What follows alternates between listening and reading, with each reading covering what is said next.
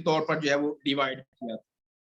तो मेरे से आज हम नए अहनामा को स्टडी करने को हैं।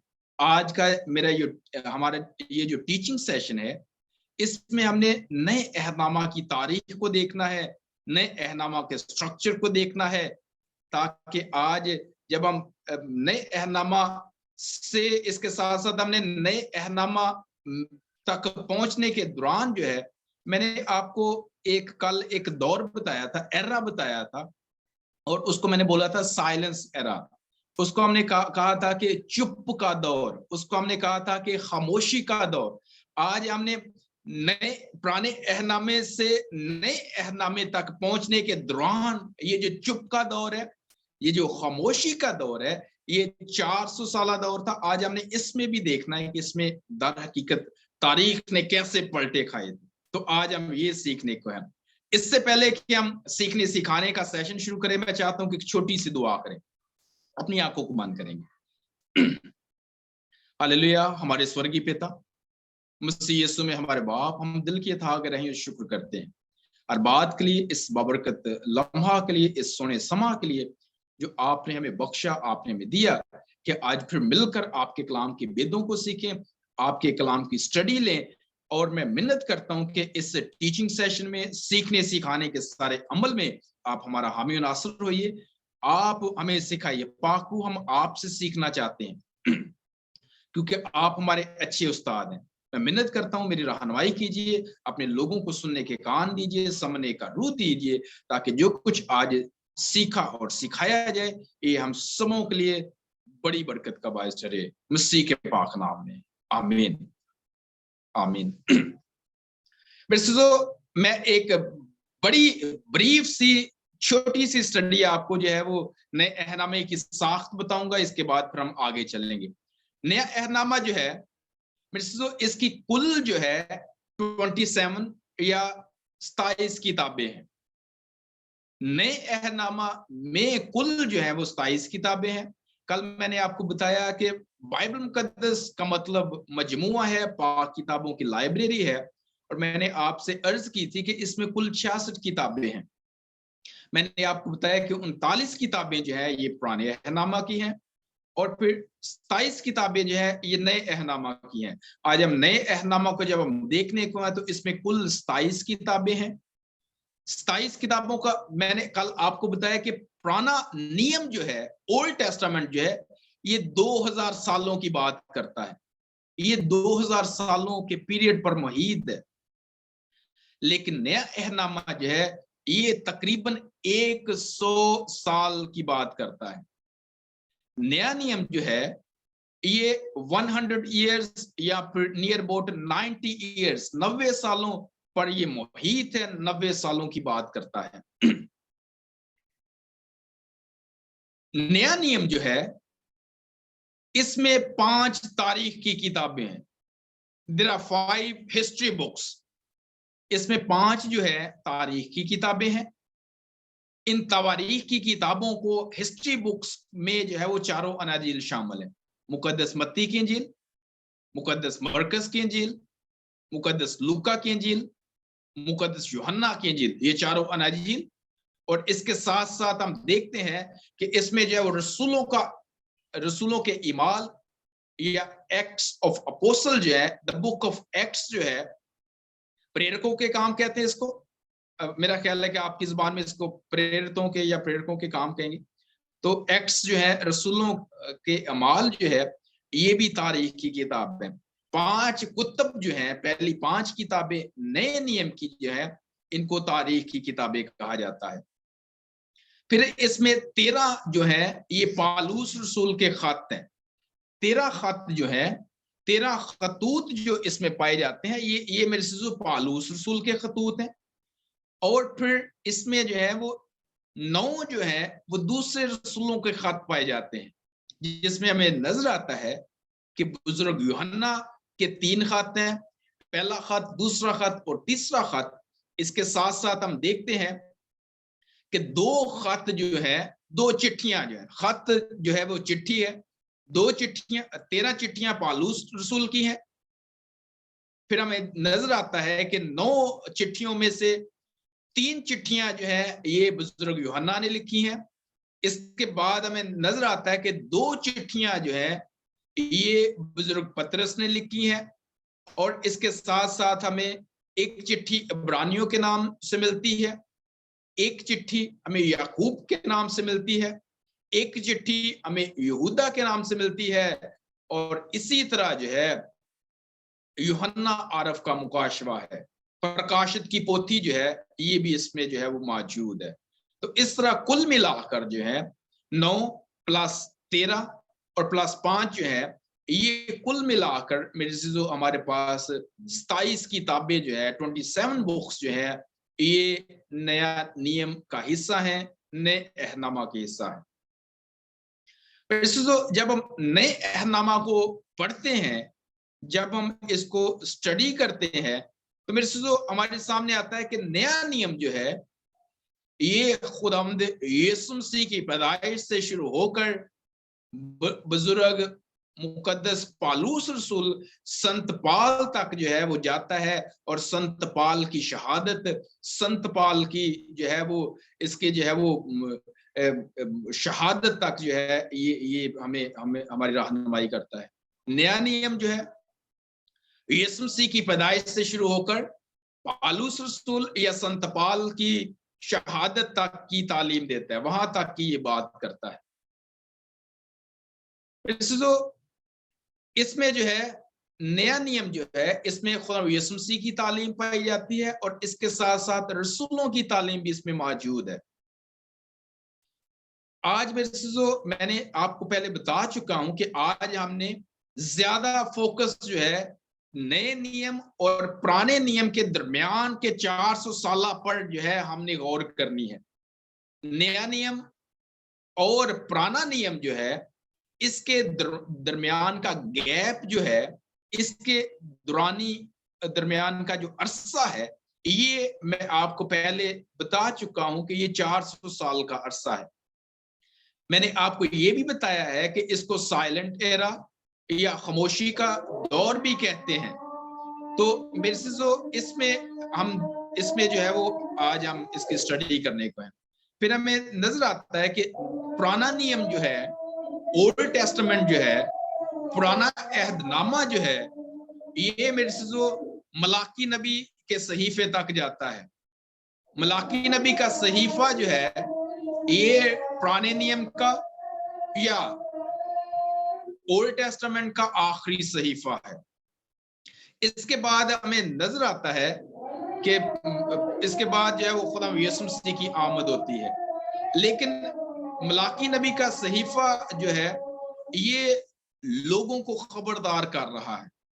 मलाकी नबी आखिरी पुराने नियम के आखिरी नबी है, आखिरी किताब है, तो ये लोगों को खबरदार कर रहे हैं कि ईमानदार बने, क्योंकि लोग जो है वो फेथफुल नहीं रहे, लोग जो है वो ईमानदार नहीं रहे। तो सहीफा जो है लोगों की रहनुमाई करता है, लोगों की अगुवाई करता है, लोगों को सिखाता है, लोगों को बताता है कि आप ईमानदार बनो। क्योंकि हमें नजर आता है कि यहूदी जो है ये दसवंत देने में ईमानदार नहीं थे, इसके साथ साथ अपनी शादीशुदा जिंदगी में भी ये ईमानदार नहीं थे, ब्याही हुई ब्याहता जिंदगी में भी जो है ये यहूदी लोग जो है वो ईमानदार नहीं थे। इसलिए मलाकी नबी जो है ये इनको सिखाता है, बताता है कि आपने क्या करना है, ईमानदार रहना है, ईमानदार बनना है। फिर हमें एक और चीज नजर आती है कि इस दौर के लोग जो है वो इंसाफ नहीं करते थे, इंसाफ पसंद लोग नहीं थे, इनमें जो है वो इंसाफ जो है नहीं था, ये एक दूसरे के साथ इंसाफ नहीं कर रहे थे। इसलिए खुदा का कलाम जो है यहूदियों को बताता है कि रोज़े अदालत जो है, जजमेंट डे जो है ये करीब है, इसलिए आप लोग जो है वो ईमानदार बन जाए। मेरे साथ मलाकी नबी का सहीफा निकालें और उसके चौथे बाब की पहली 4 आयत आप में से कोई भी पढ़ने की बरकत हासिल करें।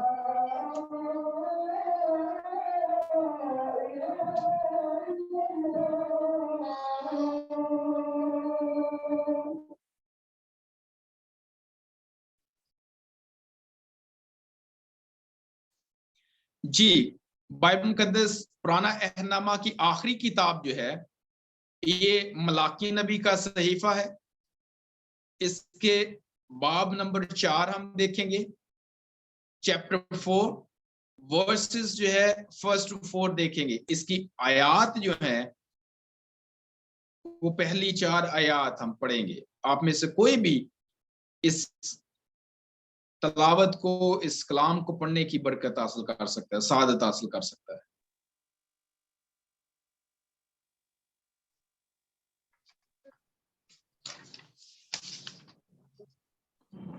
जी, आप में से कोई भी शाबाश।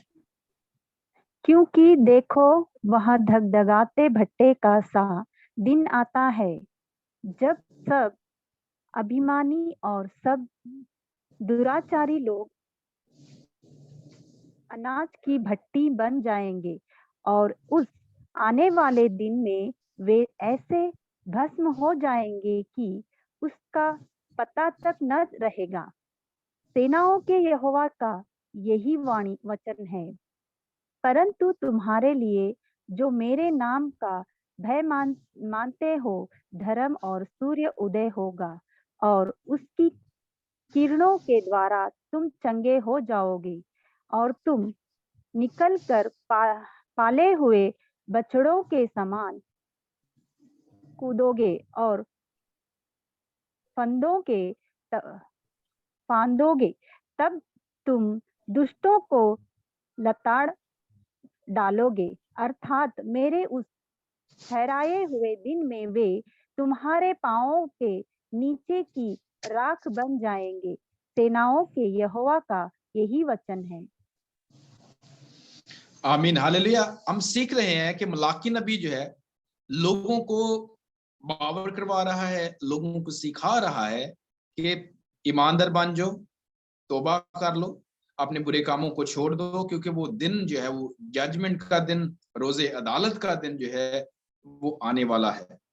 और वहां पर लिखा है कि लेकिन तुम जो मेरे नाम की ताजीम करते हो आफताब सदाकत ताले होगा। जो जो खुदा से की इबादत करते हैं उन पर जो है वो सच्चाई का जो है वो आफताब जो है, सूर्य जो है वो उन पर आएगा और फिर उनको जो है ब्लेस करेगा और फिर उनको शिफा मिलेगी, वो कूदेंगे फादेंगे।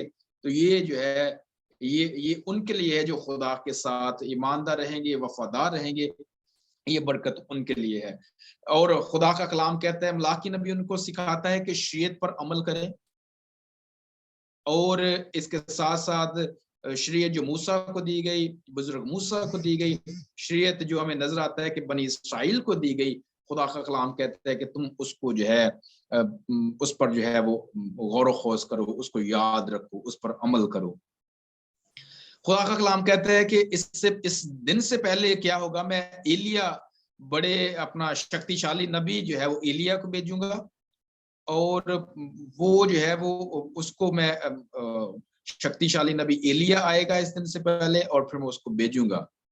और फिर एक और बात याद रखें, गौर करें कि मसीह और मलाकी नबी के दरमियान का अरसा जो है ये 400 साल का अरसा है।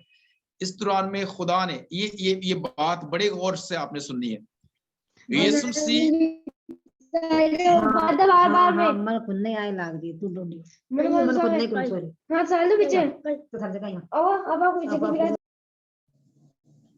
हालेलुया। यीशु मसीह और मलाकी नबी का जो दौरान है, पीरियड है, इनका गैप जो है ये 400 साल का है। एक और चीज मैंने आपको कहा कि गौर से आपने सुननी है, इन 400 सालों में खुदा ने किसी नबी के साथ कलाम नहीं किया, खुदा ने कोई ज़बूर नहीं दिया, खुदा ने कोई और जो है वो तरह से अपने लोगों के साथ बातचीत नहीं की।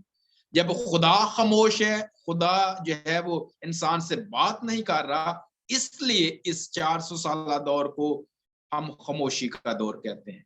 हम देखते हैं, कहते हैं कि इस दौर में खुदा ने जो है वो बंदे से बात नहीं की, खुदा ने इंसान के साथ बात नहीं की, इसलिए ये खामोशी का दौर है। इस दौर में जो है वो बड़ी जो है वो बुरी बातें भी सामने आई, जो है वो वो बातें जो जो अच्छी नहीं थी वो भी सामने आई, लेकिन इस दौर में एक खुदा काम कर रहा था। इस दौर में खुदा लोगों को तैयार कर रहा था। किसके लिए? अपने प्यारे बेटे खुदा यीशु मसीह के लिए। इस दौर में खुदा, इस 400 साल दौर में खुदा, खामोशी के दौर में, इसके बाद खुदा अपने बेटे को, मेरे और आपके खुदा यीशु मसीह को इस दुनिया में लेकर आना था। बल्कि खुदा खुद जो है इंसान का बदन लेकर, इंसान का शरीर लेकर, कंवारी से पैदा होकर खुद इस दुनिया पर आने को था। इस 400 साल के दौर के बाद, मलाकी नबी के 400 साल के बाद के 400 साल दौर के बाद, खुदा खुद जो है इंसान का बदन लेकर कंवारी मुकद्दसा मरियम से पैदा होकर खुदा खुद इस धरती पर आने को था। खुदा खुद इस दुनिया पर आने को था। खुदा यीशु मसीह, खुदा का बेटा, जब इस दुनिया पर आए हैं तो खुदा यीशु मसीह एक वक्त में मुकम्मल खुदा भी है और मुकम्मल इंसान भी है। खुदा यीशु मसीह गॉड मैन है। खुदा यीशु मसीह जो है वो इंसान भी है और खुदा भी है। और इस दौर में खुदा यीशु मसीह इस दुनिया में आकर दुनिया पर खुदा की मोहब्बत को जाहिर करने को थे और इसके साथ साथ बड़े बड़े मोजज़ात करने को थे। खुदा की मोहब्बत जो है वो दुनिया पर जाहिर करने को थे। तो ये जो है इस दौर में जो है वो खुदा अपने मसीह के लिए, अपने बेटे के लिए, बल्कि खुद इंसान बनकर आने के लिए लोगों को तैयार कर रहा था।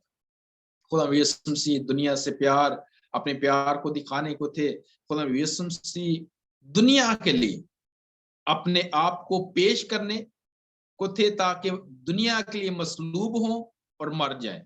दुनिया के लिए सलीबी मौत जो है बर्दाश्त करने को थे। मेरे और आपके लिए मेरे सिजो खुदा यीशु मसीह अपनी जान का फिदिया, अपनी जान का हदिया, अपनी जान का नजराना, अपनी जान का चढ़ावा चढ़ाने को थे। मेरे सिजो दुनिया के माबूद क्या करते हैं? चढ़ावे लेते हैं। दुनिया के माबूद क्या करते हैं? चढ़ावे दो, बकरे दो, बछड़े दो, और जो है वो देगें दो, और तरह तरह के पकवान पकाकर चढ़ाओ। लेकिन आप कितने खुश नसीब हैं, आप सब कितने खुश किस्मत हैं, आप सब कितने बख्तिशाली हैं कि आपका खुदा, आपका मुनज्जी, आपका खुदावंद, आपका मसीह जो है वो खुद आपके गुनाहों के कफारा के लिए, आपकी माफी के लिए, आपकी बहाली के लिए, आपके बाप के साथ दोबारा से राबता को कायम करने के लिए वो खुद इस दुनिया में आ गए और उन्होंने अपनी जान का नजराना मेरे और आपके लिए दे दिया।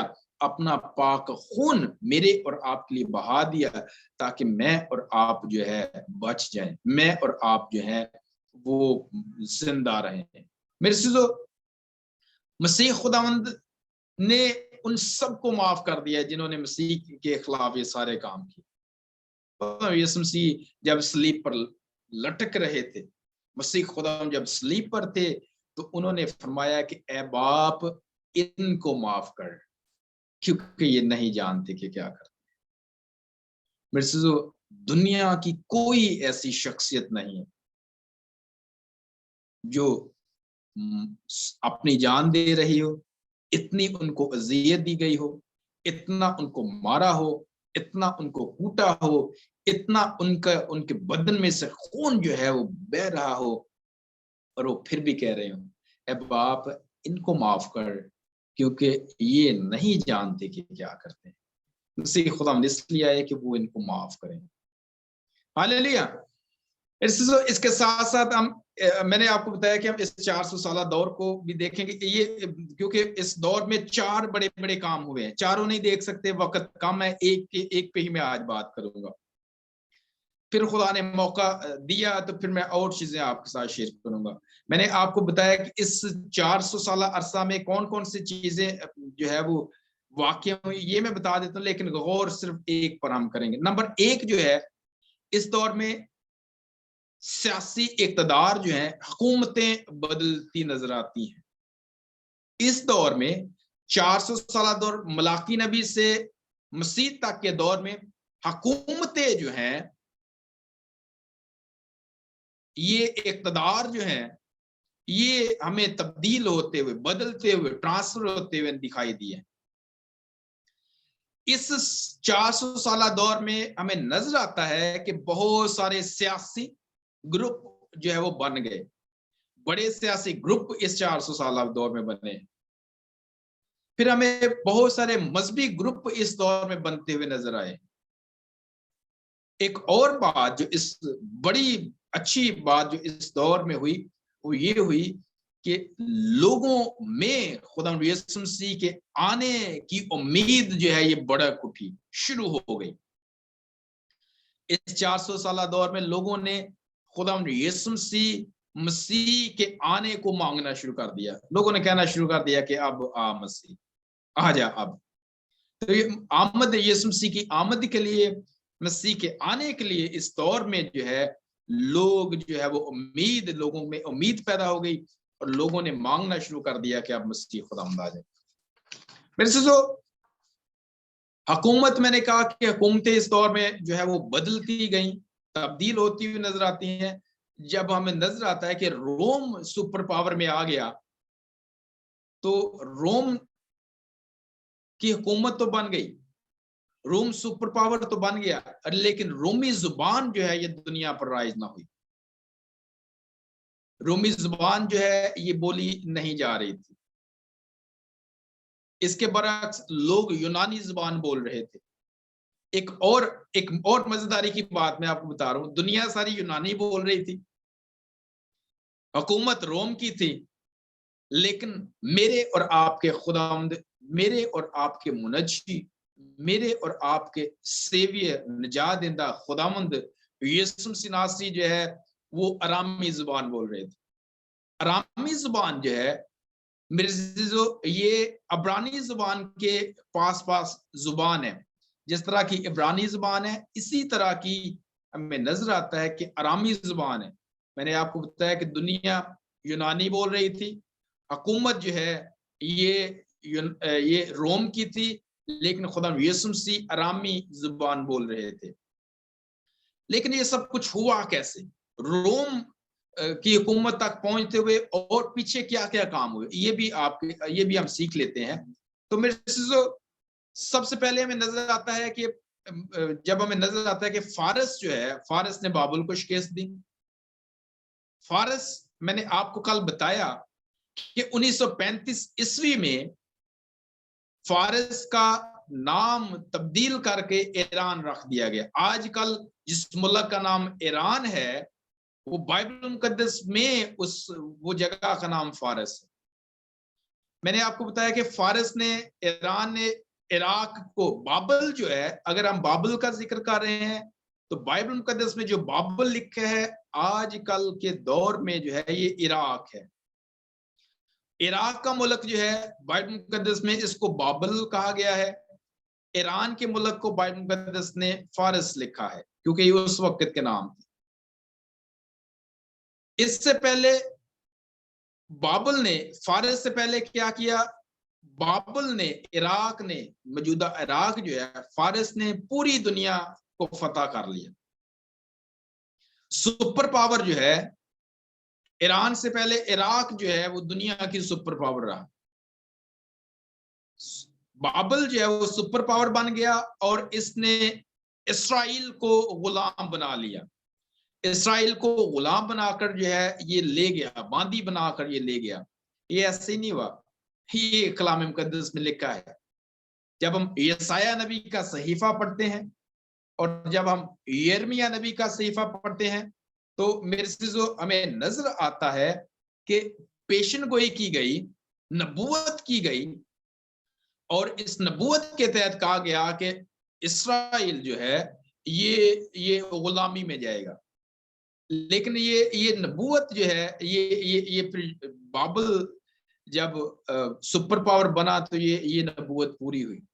इसके साथ साथ एक और भी नबूवत की गई थी, प्रोफेसी की गई थी कि 70 साल के बाद इसराइली कौम जो है ये वापस अपने मुल्क में आ जाएंगे।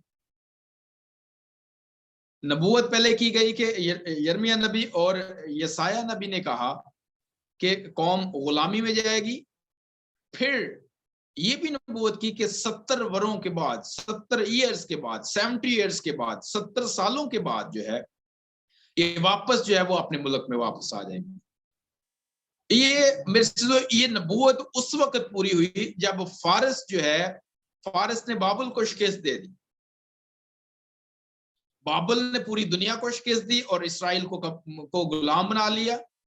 फिर 70 सालों बाद ये हुआ कि फारस ने बाबुल को शिकस्त दे दी है और फारस जो है ये सुपर पावर बन गया।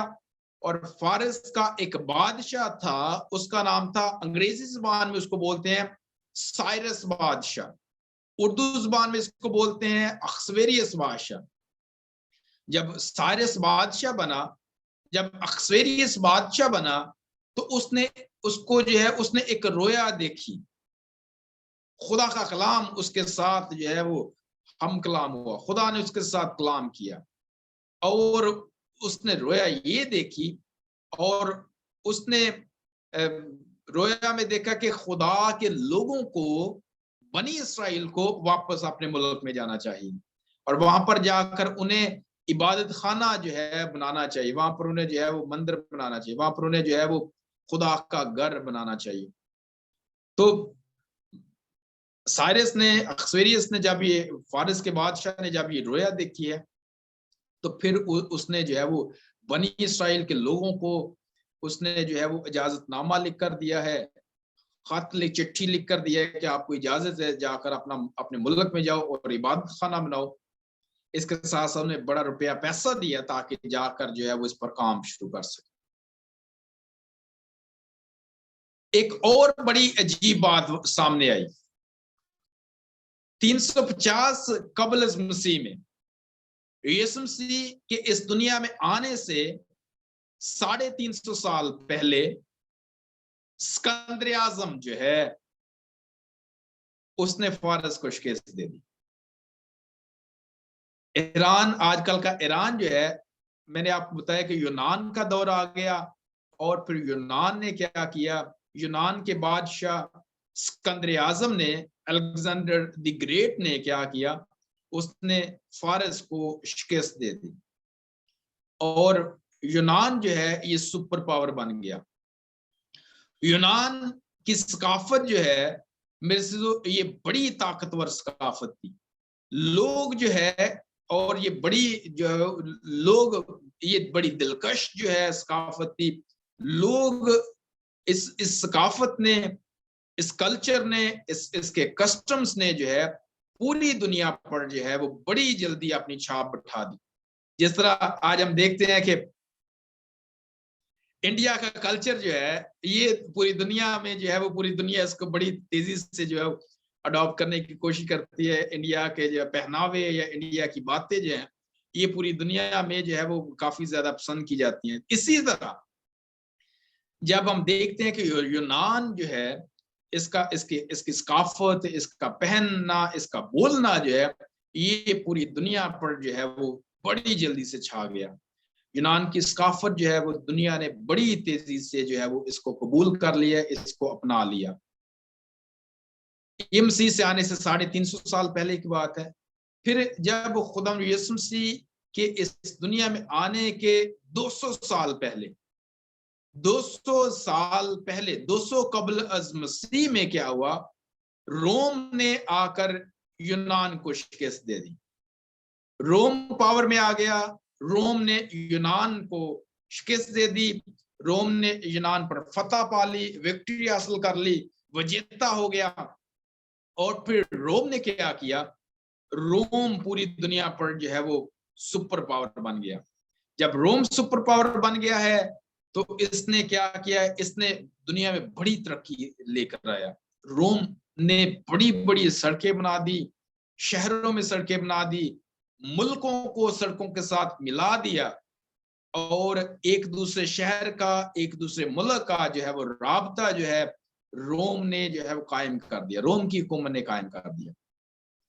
यही वजह है कि इस दौर में बाइबल मुकद्दस जो है बड़ी तेजी के साथ दूसरे ममालिक तक पहुंची, क्योंकि दूसरे ममालिक और दूसरे शहरों का राब्ता जो है रोड्स की वजह से, सड़कों की वजह से बहाल हो गया।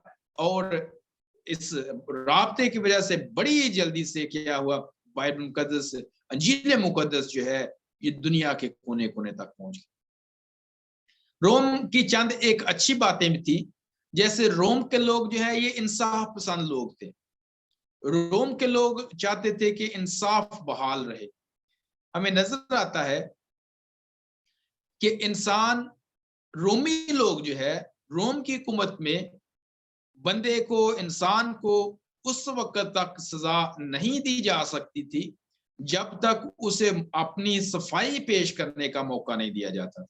मैं फिर बोलता हूं, रोम में अगर किसी बंदे पर इल्जाम लगा दिया जाता, चोरी का या किसी भी तरह का इल्जाम लगा दिया जाता, कत्ल का या कोई भी इल्जाम लगाया जाता, तो रोमी जो है, रोमी हुकूमत जो है उस बंदे को मौका देती थी कि आप क्या करो, तुम अपनी सफाई पेश करो, अपनी सफाई में कुछ कहो, उसके बाद जो है सजा या छोड़ने का फैसला किया जाएगा। ये बड़ी अच्छी बात।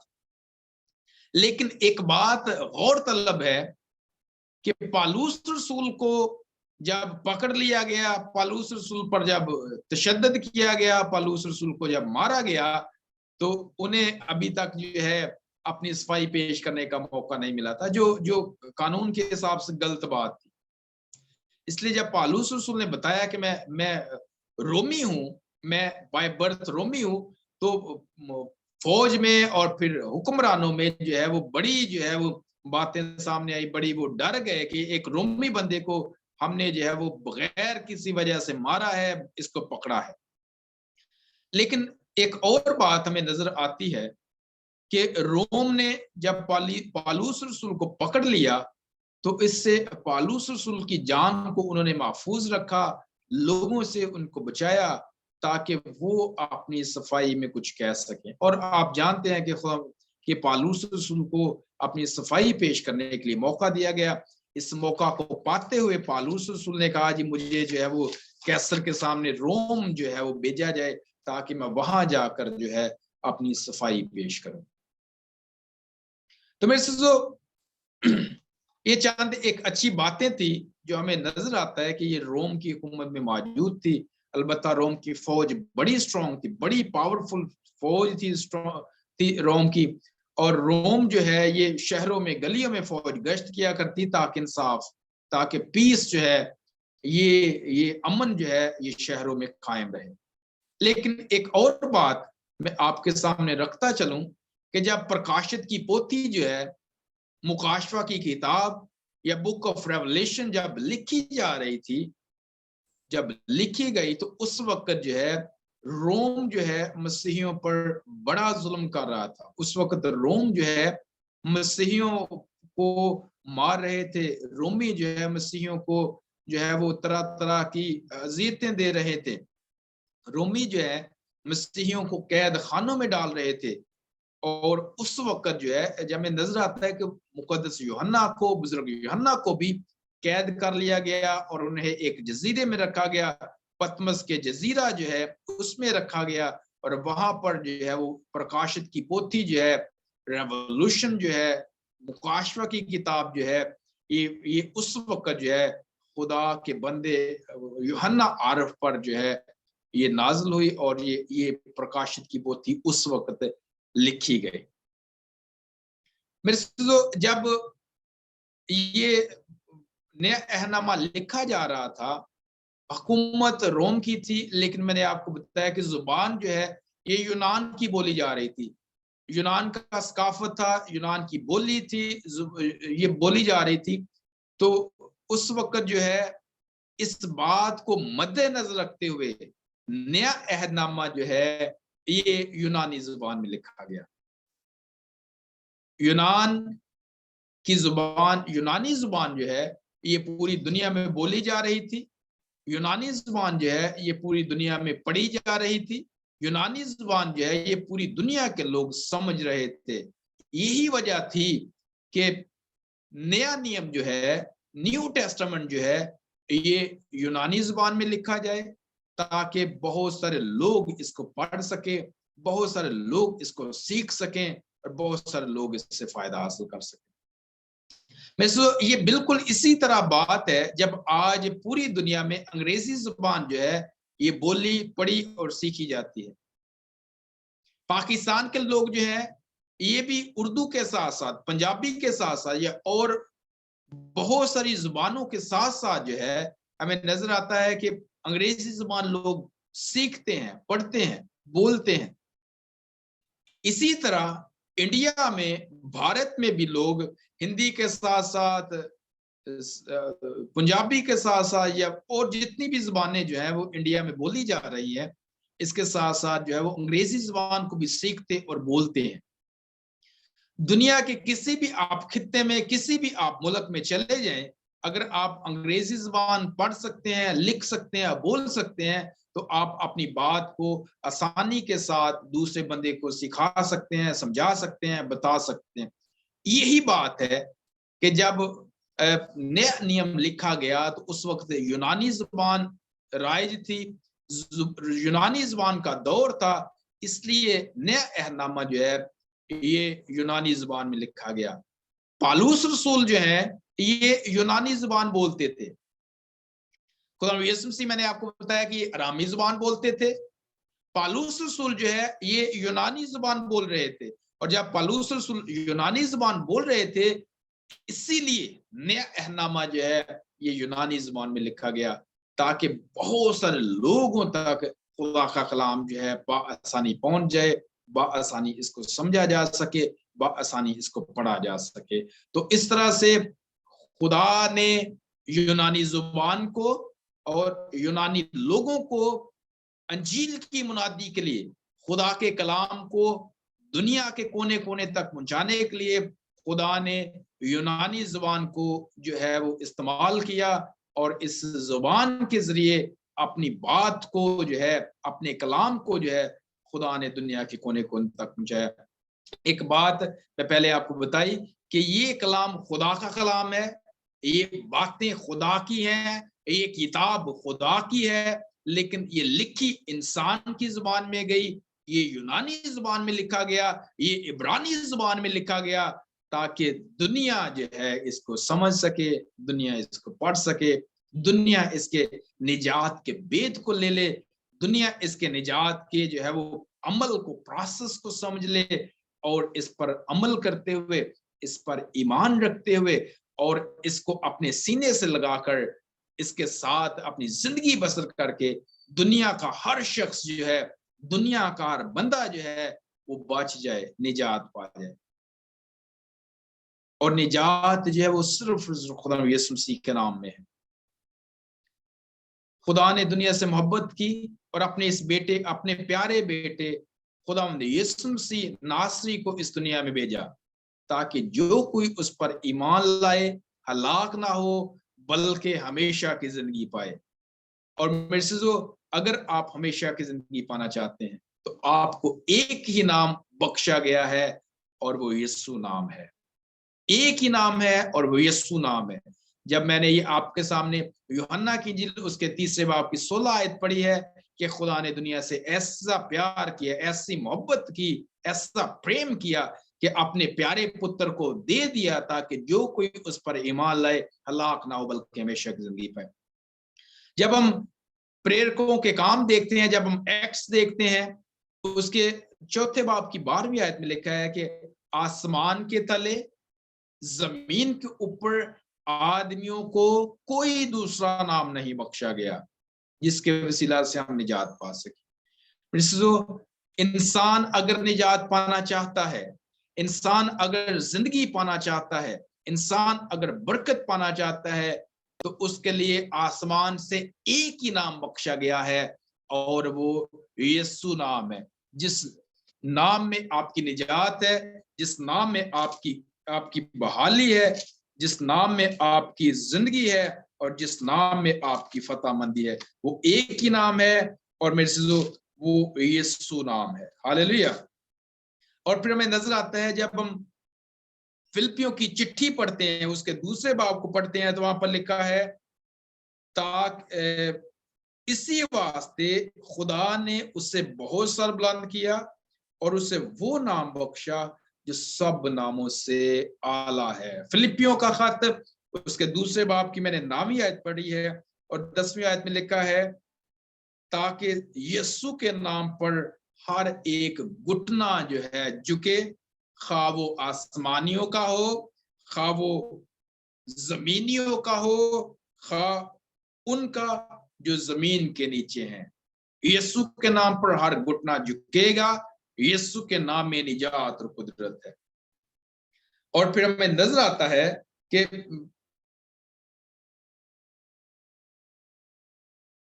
खुदा ने जो है इस नाम को बहुत ज्यादा जो है वो सर बुलंद किया है। इस नाम को जो है वो बहुत ज्यादा खुदा ने जो है वो इस नाम को बुलंद किया है, ताकि सब हर एक जो है इस नाम के वसीला से बरकत पाए। तो मेरे यीशु नाम सब नामों से आला है। आज हमने पुराने अहदनामे और नए अहदनामे का दरमियान का 400 साल दौर का एक छोटा सा हिस्सा देखा है, क्योंकि हम बहुत जब मैं इस चारों हिस्सों को बयान करता हूं तो उसके लिए मुझे ज्यादा टाइम की जरूरत है। तो मैंने आज के इस टीचिंग सेशन में आपके सामने ये रखा कि नया नियम जो है ये इसकी बनावट क्या है, इसका स्ट्रक्चर क्या है। मैंने आपको बताया कि ये 100 साल 100 सालों की बात करता है। इसकी 27 किताबें हैं, इसकी 5 तारीख की किताबें हैं, इसमें 13 जो है संत पौल की चिट्ठियां हैं, 9 दूसरे संतों की चिट्ठियां हैं। इस तरह कुल मिलाकर ये 27 या 27 किताबें बनती हैं। इसके अलावा हमने तारीख के उराक को देखा है। हमने देखा है कि पहले हमें नजर आता है कि बाबल जो है ये सुपर पावर है। बाबल को शिकस्त जो है ये ईरान या फारस देता है, फिर फारस सुपर पावर बन जाता है, फारस को शिकस्त देता है तो यूनान सुपर पावर बन जाता है, सिकंदर आजम का दौर आ जाता है। बाबल में नबूकदनेस्सर बादशाह का दौर है, फारस में अक्सवेरियस बादशाह का दौर है। फिर हमें नजर आता है जब हम यूनान की बात करते हैं तो यूनान में हमें सिकंदर आजम नजर आता है, और फिर यूनान के बाद जो है रोम का दौर आ जाता है, रोम सुपर पावर बन जाता है। और फिर रोम के दौर में जो है वो जब रोम सुपर पावर था, जब रोम की हुकूमत थी, तो खुदा यीशु मसीह इस दुनिया में जिस्म लेकर मुजस्सम होकर इस दुनिया में आ गए और हम सब के लिए उन्होंने निजात का सामान बना किया। ये सारी हुकूमतें जो है मैंने आपको बताया कि इस दौर में हुकूमतें बदली हैं। इस दौर में जो है हमें नजर आता है कि सियासी पावर्स जो है ये इस 400 साल दौर में तब्दील हुई है। तो मेरे से जो ये एक मुख्तसर सी जो है वो मैंने एक दौर आपके सामने, खामोशी के दौर का एक हिस्सा आपके सामने रखा है। मैं उम्मीद करता हूं कि आप इस टीचिंग सेशन से जो आज आपने सीखा है, बरकत पाई है। कलाम मुकद्दस मेरा और मेरे भाई पास्टर जॉर्ज का जो विषय है कि इस टीचिंग सेशन में आपको जो है वो इस खुदा के कलाम के मुतल्लिक जो है वो ज्यादा से ज्यादा सिखाया जाए। तो मैं ईमान रखता हूं कि आज की इस टीचिंग सेशन में आपको खुदा के कलाम के बारे में बहुत सारी जानकारी हासिल हुई है। खुदावंद आप सबको आज के इस टीचिंग सेशन के वसीला से बरकत दे, आपकी बुद्धि को खोले। आप इस कलाम को जो आपने सुना है अपने दिल में रखें, ज़हन में रखें, दिल में रखें, इस पर सोचते रहें, इसको समझते रहें, इसको कबूल करते रहें, इस पर अमल करते रहें और दूसरों तक पहुंचाते रहें। खुदा यीशु मसीह नासरी आप सबको इस टीचिंग सेशन के द्वारा बड़ी बरकत दे, मसीह के पाक नाम में, आमीन। आमीन आमीन।